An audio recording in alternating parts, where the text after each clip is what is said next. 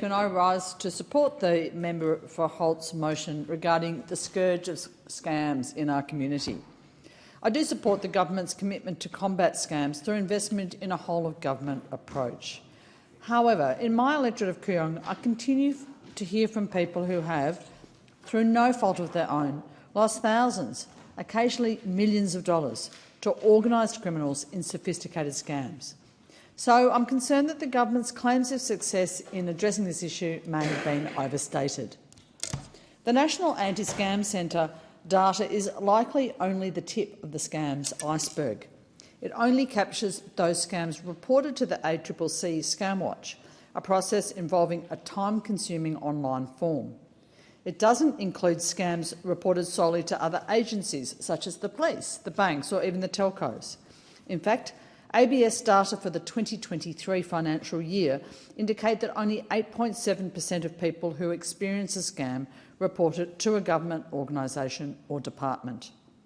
Furthermore, the NASC quarterly report likely underreports small-scale scams which affect large groups of Australians. Scams like online buying and selling schemes, which are on the rise, compared to investment scams which are in decline. Compared to the September 2023 quarter, scams culturally and linguistically diverse communities are up by 82%. I'm really concerned that not enough is being done to protect vulnerable communities, such as the 31,000 Chinese Australians in my electorate. Clearly, the problem of scams has not gone away, so I'm calling on the government to do more. Firstly, by introducing a mandatory contingent reimbursement scheme for banks to ensure that blameless scam victims are fully reimbursed. And secondly, by ensuring that scammers can no longer impersonate the telephone numbers of legitimate businesses and agencies, particularly banks. The Australian Communications and Media Authority, or ACMA, is implementing a voluntary SMS sender ID registry. I feel that this registry has to be mandatory for organisations that use SMS sender IDs. For example, HSBC customers have been targeted by a sophisticated bank impersonation scam since at least April 2023.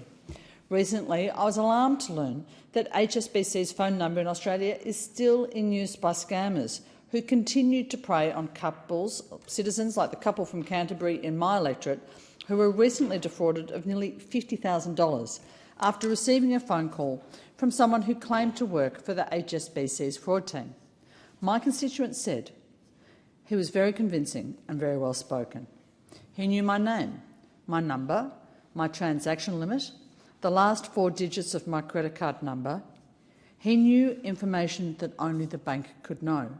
So there was no reason for me to believe that I was talking to anyone other than the HSBC. The scammer sent text messages to her. These appeared to be from HSBC, as they were on the same text thread as the previous messages that she had received from the bank.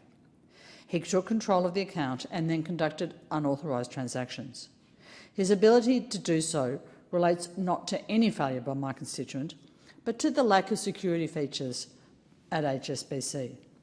Her husband was alerted to the unusual transaction and he called HSBC straight away, asking them to suspend their accounts. This was 4 minutes after the initial first fraudulent transfer. It was only minutes before a second fraudulent transfer, which still went through. Now, my constituents report that HSBC has consistently ignored their requests for an update on their case in recent times, and that they waited more than 2 months to be assigned a case manager at AFCA. This, Deputy Speaker, is not reflective of a functional scam response system. Deputy Speaker, the government's efforts to tackle scams are encouraging, no doubt.